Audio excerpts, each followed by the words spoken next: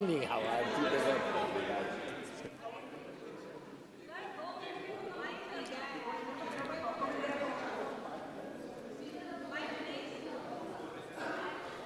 हो जाएगा, स्टार्ट करो।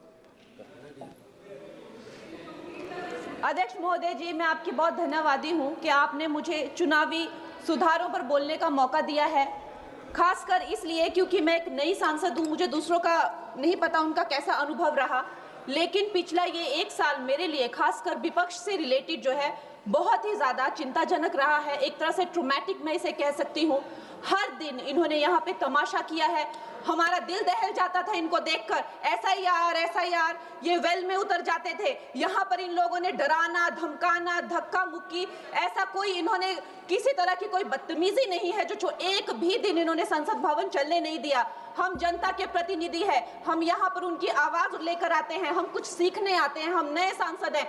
इन्होंने संसद अगर पिछले 2-3 दिन को छोड़ा जाए तो साल पर शायद ही थोड़ा चलने दिया है। एसआईआर कर करके इन्होंने यहाँ पे तमाशे किए, लेकिन अब जब इनको बोलने की बारी आई एसआईआर पे, तो अध्यक्ष महोदय जी हम देख रहे हैं कि कल leader of opposition Rahul Gandhi ji ने, मुझे लगा क्या खुलासा होगा, हम भी बड़े उत्सुक थे, सारी साल हमने एक ही शब्द सुना है, अब ये क्या ग्रैंड रेवलेशन होगी।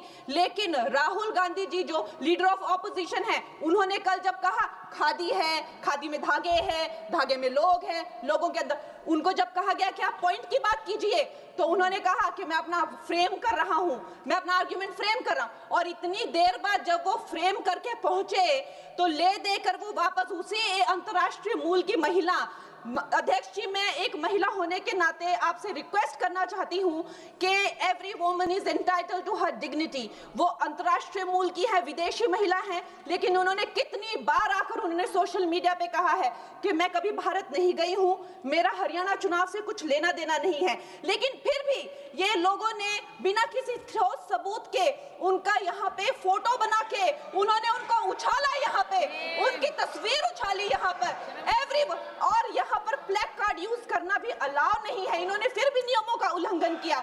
मैं चाहती हूँ सबसे पहले तो मैं इस सदन की तरफ से उन महिला से बहुत ही माफी मांगती हूँ कि इस सदन में बिना कि उनकी आजकल जो पर्सनैलिटी राइट्स का भी एक बहुत बड़ा क्राइम होता है, उसके उपरांत उनका फोटो यहाँ यूज किया गया, मुझे बहुत खेद है। भारतीय संसद की तरफ, संसद भवन की तरफ से हम उनसे माफी मांगते हैं।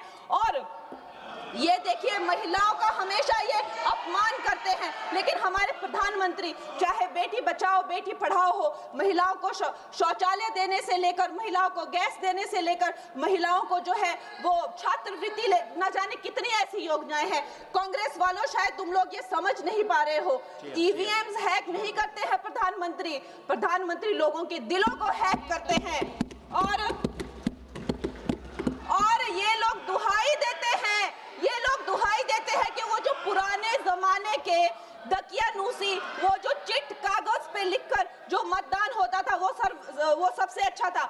ये लोग भूल गए वो दिन, आप लोग भूल गए वो दिन।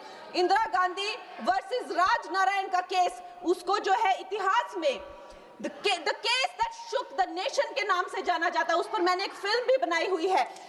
वोट चोरी और वोटों की धांधली के लिए एक प्रधानमंत्री पे एक साधारण से नेता ने केस किया था और उस धांधली में वो पकड़ी गई थी। हर उनका जो आरोप है उसमें सच सिद्ध किया गया था और रातों रात उनको कुर्सी छोड़ने के लिए कहा गया था और रातों रात जो है उनको ये आदेश दिया गया था कि आगे इतने सालों तक आप कभी जो है वो चुनाव लड़ नहीं सकते। ये धांधलियां इन्होंने करी हुई हैं और ये जो है उस टाइम के बैलेट बॉक्सों को उठाकर ले जाते थे ये लोग, और आज कहते हैं कि इनको ईवीएम्स जो है वो हैक हो जाते हैं। अध्यक्ष महोदय जी मैं इनको याद दिलाना चाहती हूँ, प्रियंका गांधी जी कहती हैं कि छोड़ो पुरानी बातें, हम पुरानी बातें नहीं करेंगे, हम पुराने लोगों के बारे में नहीं बोलेंगे। तो मैं ये जानना चाहती हूँ कि आपकी जो माता जी हैं वो तो आपकी अध्यक्ष है और इस वक्त की वो अध्यक्ष है, उनकी जो है आप देखिए जब उनकी नागरिकता नहीं थी, जब उनके पास 1983 में नागरिकता आई, उसके कितने साल पहले से वो वोट देती आ रही हैं। तो ये जो इनका जो परिवार है, एंटाइटलमेंट से जो ग्रस्त ये इनका परिवार है, ये प्रियंका गांधी जी को भी याद रखना चाहिए। चाहे आपका भूतकाल हो, चाहे आपका वर्तमान हो, आप सब लोग, चाहे ईवीएम हो या चाहे कागज पे लिखा हो, जब आप लोगों के चरित्र में जो है किसी तरह की मर्यादा नहीं है, आप लोगों ने कभी भी इस देश का, यहाँ की कानून व्यवस्था का, संविधान का कभी आप लोगों ने सम्मान नहीं किया हुआ है। और अध्यक्ष महोदय जी, बिहार में जैसे ही एसआईआर आया, एसआईआर लागू हुआ, हमारी सरकार ने जो है कम से कम 60 लाख से ज्यादा अवैध, अब ये जो सारे अमाननीय वोट कार्ड है, ये सिर्फ घुसपैठियों के नहीं है। कुछ ऐसे लोग हैं जो माइग्रेट हो गए हैं, कुछ ऐसे भी लोग हैं जो इस दुनिया में है ही नहीं। 60 लाख से ज्यादा। और अगर वो लोग जेन्युइन थे तो उन्होंने, किसी ने तो रिक्वेस्ट करनी चाहिए थी कि भाई मेरा वोटर आईडी कैंसिल हुआ है। उसके उपरांत जो है 21 नए वोटर आईडी जो है उन्होंने दिए हैं। और इस तरह का एक माहौल बना बिहार में कि आज तक की सबसे ज्यादा वोटिंग जो है 67% वोटिंग हुई। नागरिकों में ये उत्साह जगा कि जो है इस तरह की जो क्लेंजिंग प्रोसेस है वो होना चाहिए। मैं एक देशभक्त होने के नाते अध्यक्ष महोदय जी, मैं ये प्रपोज करना चाहती हूँ कि हमारे देश में जो है हमेशा महीने 2 महीने बाद हमारे जो शीर्ष नेतृत्व हो गए, सारे अधिकारी हो गए, हमारे जितने भी रिसोर्सेज हैं, हम लोग उनको हर महीने 2 महीने में इलेक्शंस में जो है पुश कर देते हैं। इससे हमारे देश का बहुत ही भारी नुकसान होता है।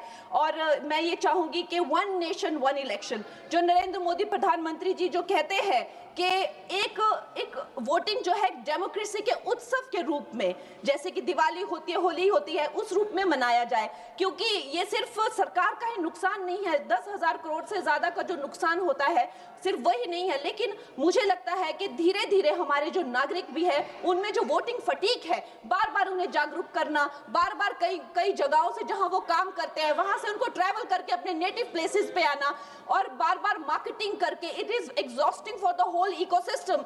तो मैं ये प्रपोज करना चाहती हूँ कि 1 नेशन 1 इलेक्शन को लाया जाए। और ये जो भी हमें जिस तरह की जो असुविधा होती है हर महीने 2 महीने में इलेक्शंस की, उससे जो है हम बच सकते हैं। जय हिंद। धन्यवाद जी। माननीय सदस्य मियां अल्ताफ अहमद जी।